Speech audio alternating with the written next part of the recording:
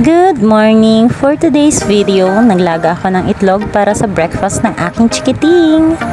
And habang naglalaga ng egg, ikakat ko ng apple at i-slice para sa kanilang tatlo and nag-aabang ng bata. So tatanggalin ko nga pala siya ng balat kasi hindi ko makain si Tisoy ng apple na may balat.